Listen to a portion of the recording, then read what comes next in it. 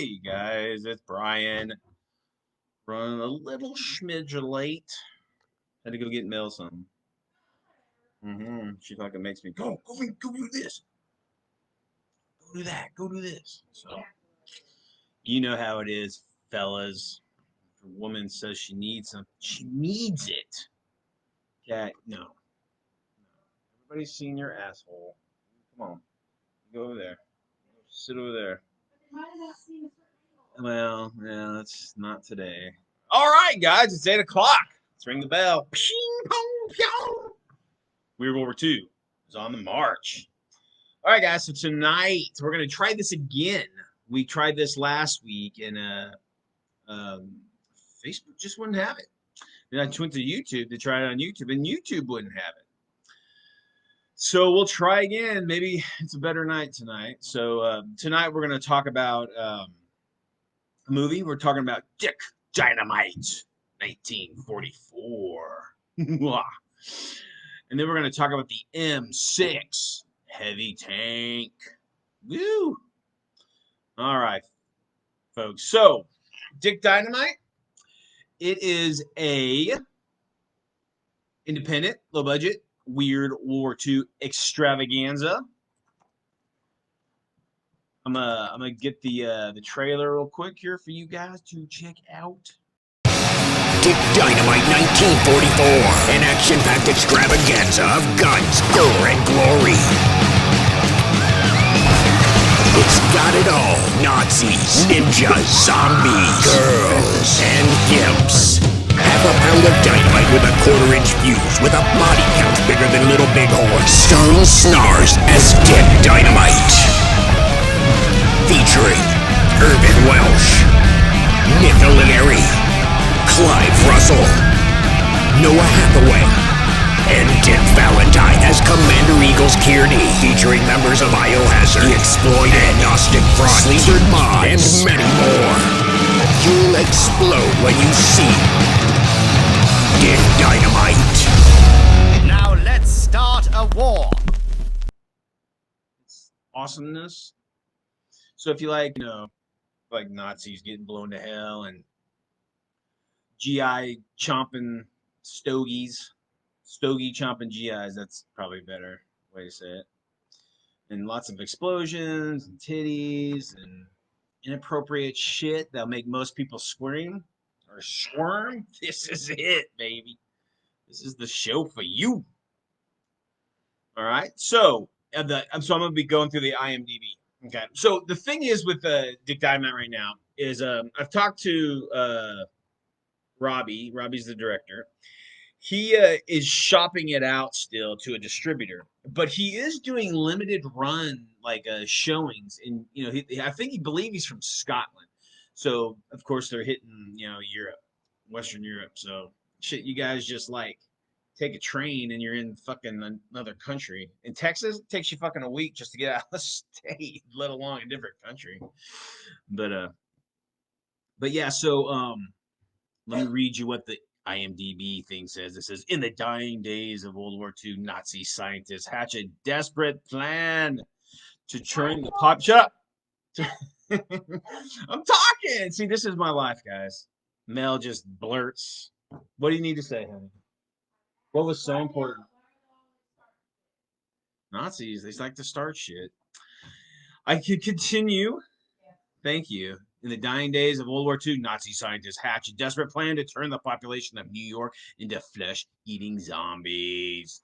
The only man who could stop them is Dick Dynamite. Killing is his business, and in 44, business is good. Woo! There you go, guys. Sounds awesome to me. Now, I have not seen this flick because, again, Robbie, a.k.a. what the hell happened? A.k.a. Beans Goldblum, badass musician for many a punk and metal bands, being exploited, one of my favorites that he's been in. I have a funny story for you, man. So probably in early 2000s, maybe late 90s, Exploited came to Dallas. I don't know if you were with him then at the time, but so Waddy's up there, he's singing, and you guys are starting Sex and Violence. And he's going, sucks. You know, me and my old school, you know, we're all old. All the young punks are there, but the old school guys are there too. And we're sitting there, you know, we're listening, and he's singing "Sex and Violence," and we couldn't see what he had in his hand, right? And he had a fucking Zima, dude. So that motherfucker, Waddy, the hardest motherfucker in punk, well, one of the hardest motherfuckers in punk, is singing "Sex and Violence" with a fucking Zima in his hand.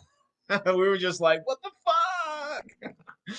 But yeah, so he lost some cred that night, but it was still a great show. But that's my little funny story about the Exploited that I have. So if you were there, I don't know if, like, again, I don't know if you were part of the band at that time, but it was a great show. But it was pretty funny seeing Waddy suck down a fucking couple Zimas. But yeah, so okay, so back to it, guys. So Robbie Davidson, director. I guess when he's not fucking rocking out, he's also making movies. So from IMDb, he's made 4 different fucking movies. He made a movie called Cold, and a movie called Rageland, and Vamplifier. That sounds fucking cool. Vamplifier. So guy's got some experience under his belt, kicking some ass, making some movies, making some rock and roll, rock and Rizzo. They have a showing coming up in, I believe, they have a showing in Edinburgh. Wherever the fuck that is. Somewhere in the UK. I think it's in the UK. Again, my European geography is on the shaky side. So Edinburgh, not sure when. Now I know he's done some viewings in I think he was in Belgium. So I think he was up in Finland. Oh hell, I don't know. He there's been a couple showings. And again, right now, guys, I believe he told me that he's shopping out, trying to get a distributor to distribute it, like, you know, across the planet. So if you guys are in Europe and you want to see some kick-ass looking this is the subtitle. It says, warning, this film shows scenes of excitement so intense we feel it may be too much for younger viewers, heart patients, and sissies. That's awesome. Uh-oh, watch out. Sounds like a fucking winner to me.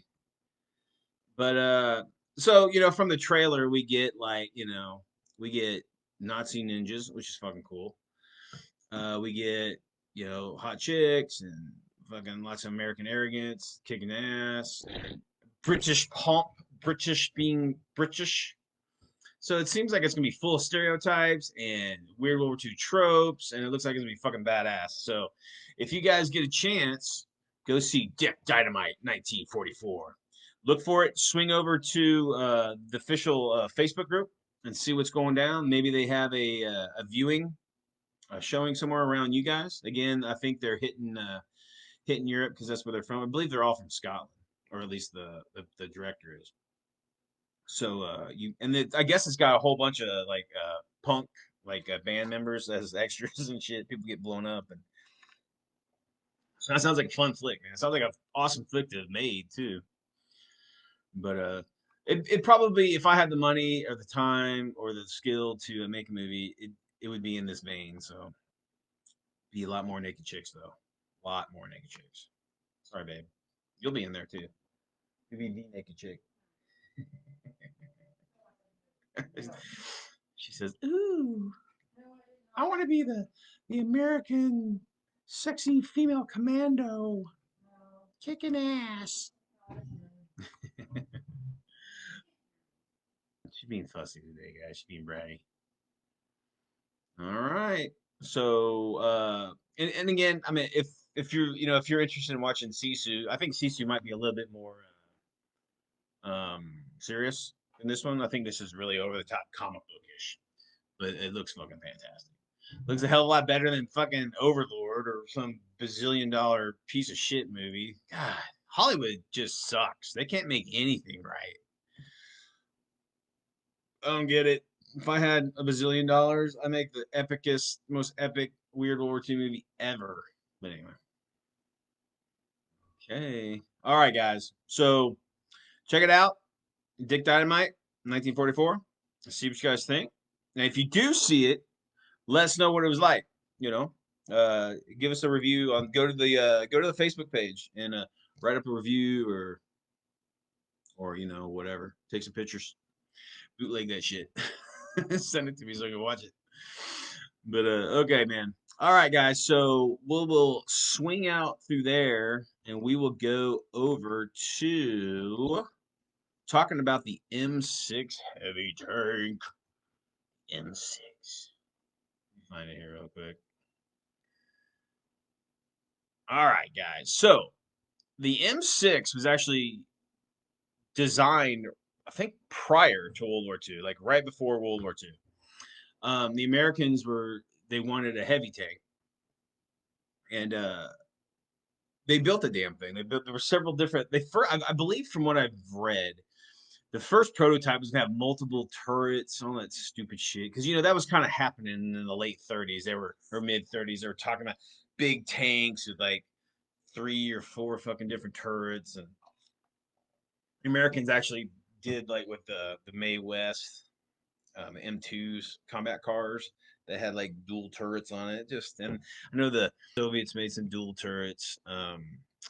Believe the Germans did that one big one, but it was a fad. It was seen as fucking overly complicated. Wasn't worth a shit, so they stopped doing it. But so the design changed, and they came up with this bad boy. Now, when Pearl hit, I believe there were several prototypes done. They were done, right? But there was a holdup. There's like a lag in getting it finished because I guess there was some sort of like transmission issues, and they wanted to do this brand new like state of the art kind of transmission for the thing because it's so goddamn heavy. I think it weighed let me see how much it like 57 tons. It's a big boy, and they needed this awesome transmission to make it really work. And but they couldn't get it to work right, and whatever, so they stuck in a like a traditional mechanical transmission, and it was heavier, but it worked just as fucking good. But so the the development was going on and on and on and on, and when the Americans actually got into the war, they after the battle of fucking Tunisia, the American like ground generals, were saying, "Look, we would rather have like two, M4s instead of one like heavy tank. We'd rather have a couple medium tanks or a platoon of medium tanks, numbers opposed to like these big ass heavy tanks." And the military just didn't fucking want them, right? So I think they made like 60 or 40. They didn't. They made less. I want to say they made less than, definitely less than 100. And these things ended up, they never were deployed. They stopped the development, and they basically ended up being like monster trucks to like go to these like war bond events and crush cars and do like cool shit. Look at this big tank. This is where your war bonds are going and destroying the enemy and blah blah blah blah blah. So the damn thing never got a chance to take off. So it just stayed at home, did all those events, and the Americans just mass produced the fuck out of the M4s and supplied everybody with M4s. Now I believe that the British were interested in buying quite a few of these for during the war, like at the early war. But again, they never got there, and I believe they even the Americans entertained the idea of letting the Soviets come in and check it out, but the Soviets started building their own like their Stalins and shit. So, but yeah, there was orders on that were in theory early. They wanted to buy this thing, but it just died in developmental history. And so originally it was going to be supplied with a 76 millimeter gun with a coax 37 millimeter and a coax machine gun. Okay, I think the coax was a 50. Okay, so I guess the original design had a 250s like pointing in the rear, like for anti-aircraft defense, like that you could shoot the weapons from within the hull, but they nixed that thing. And then there's a small like whole gun that had dual 30s that the assistant driver would man. So it had shit 76, 37, and a bunch of machine guns. That's pretty fucking badass. Man, that's a lot of firepower to kick ass with. Um, but it's a gasoline engine. It ended up being let me go. Let's see how many tons it is. What did I say? 57 tons. Had a crew of 6. That's a lot of dudes, man. 6 guys. Oh, they built 4. They built 40 of them, guys. I believe there was a crew of 6. There was a let's see. There's a commander, a gunner, a loader in the turret, a driver, assistant driver, and there's another crewman that would like I guess an ammo carrier to help. I guess with all those different fucking weapon locations, you had a guy running around delivering ammo to everybody. So there you go. Let me throw a picture of what this bad boy looks like on the I don't know if I can do that. But yeah, so was a pretty fucking cool tank. To be honest with you, it looks fucking cool. There's quite a few like, again, propaganda videos of it, crushing cars and doing events and all that stuff. So there's actually like footage of this thing doing what it's doing. So it looks fucking awesome. And I believe there's a surviving one in I think Fort Knox or Aberdeen. Is that Fort Knox and Aberdeen? It's in I think Aberdeen. they're different. I think it's Fort Knox though, or Aberdeen. I'm not sure where. But so with all that, cool tank that just never 40 of them were made. Now there's a couple different variants. Some of the variants are just very. It's just the slow progression variants of like little tweaks here and there, whatever. But there's one major one, the M6A2E1, which was they stuck on a 90 millimeter gun. Now, this was the same gun that ended up being in the Pershing, and it almost takes the same hole as the Pershing's turret. So, but again, they just stuck it on there, and they were, they just weren't going to go with it, and it ended up not going anywhere. But that gun and that turret design ended up in the M26 Pershing. So, okay, so wargaming wise. All right, so this thing's a beast, guys. This is a heavy motherfucker. So I would stick the armor, maybe just give it armor equal to probably like Panther or something like that. I wouldn't go like super heavy. I wouldn't give him the armor of a King Tiger. I don't think it was that armored. Might have been. I'm trying to find the damn armor. Woman, I'm telling you, she's getting a spanking later. Give her a little spanking. She might like that.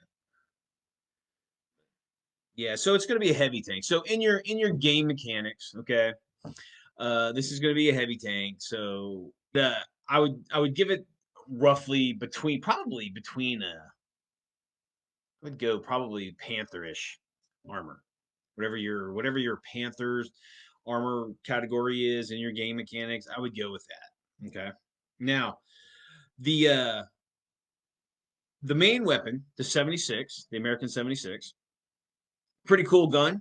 It's got some kick-ass penetration.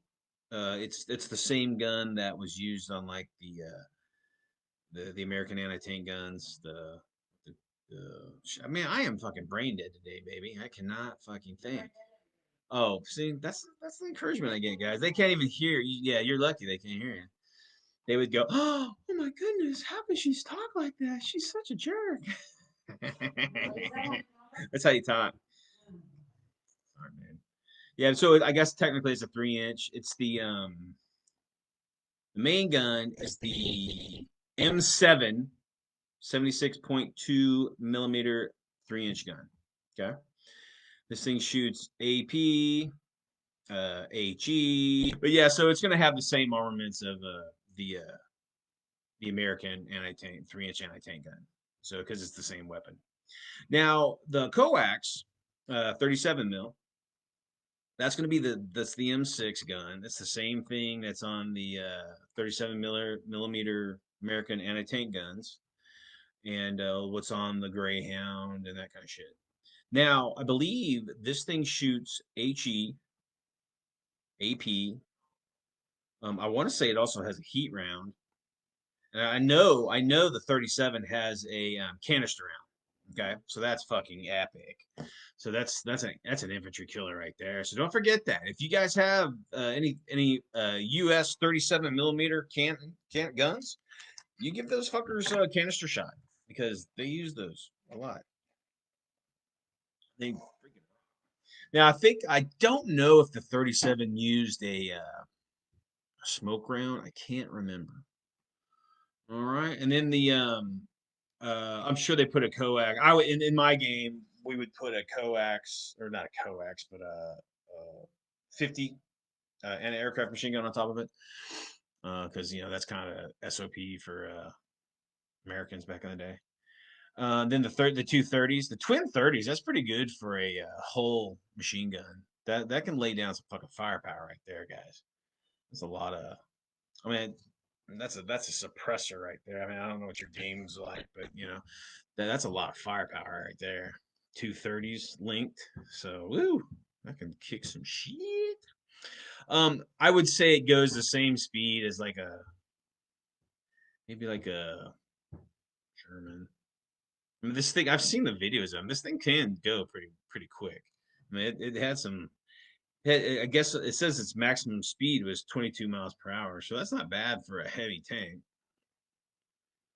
So, all right. So with all the stats and all the BS, again, you have a crew of 6. You got your tank commander, you've got your gunner, you've got your loader to the turret. Then you've got your driver, you got your assistant driver that's also manning the dual 30s in the hole, and then there's 6 in this bad boy, and the 6th one is basically a ammo carrier that just gets ammo to all the different locales in the tank. So, well, that's a lot of shit you put down.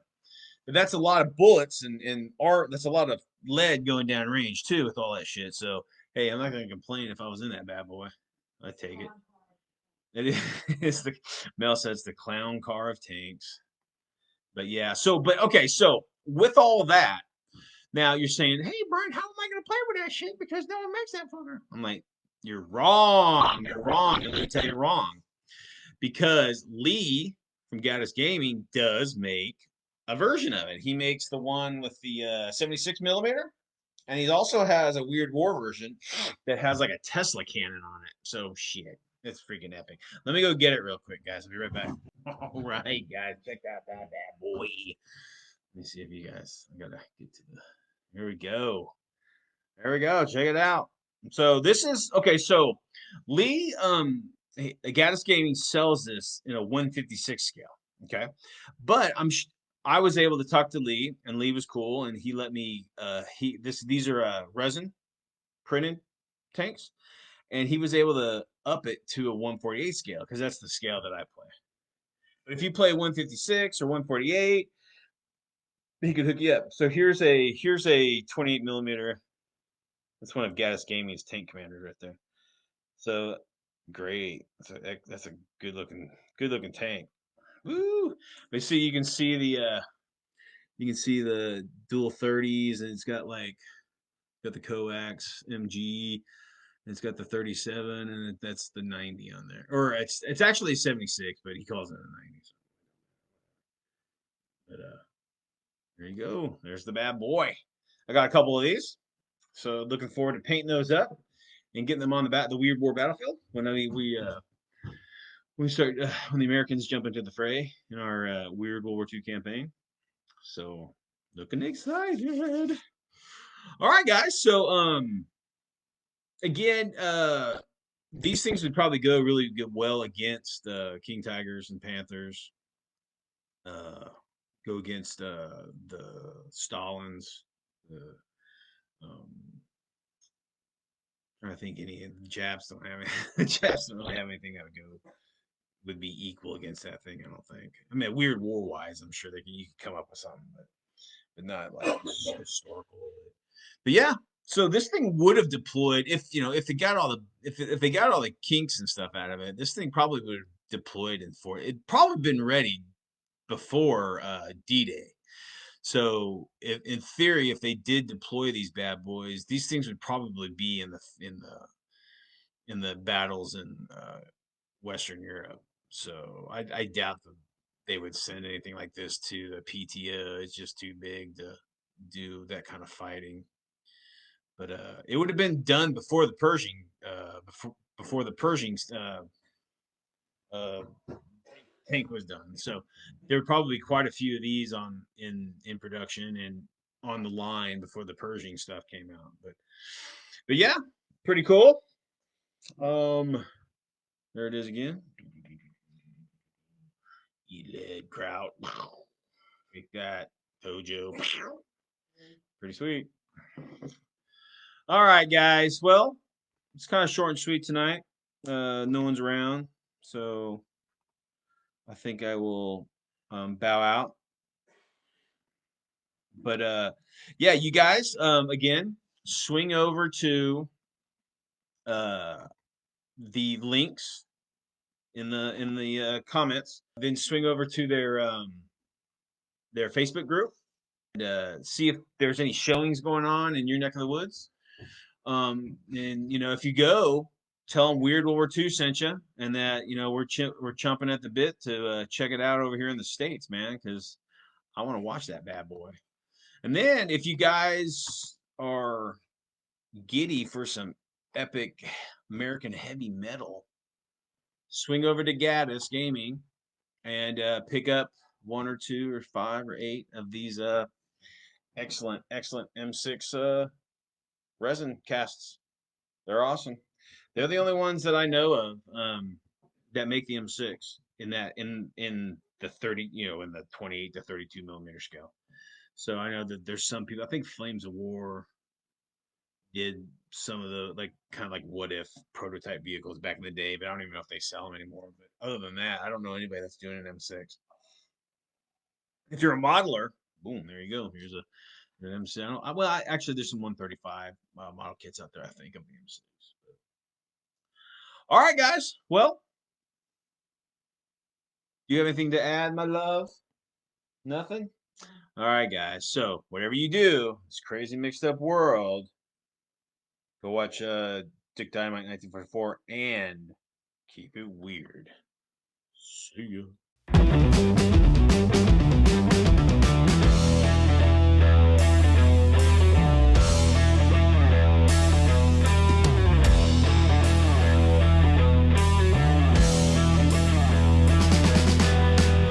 Yo, I'm Robbie. We're on the set of Dick Dynamite. So fucking awesome. Pardon my French.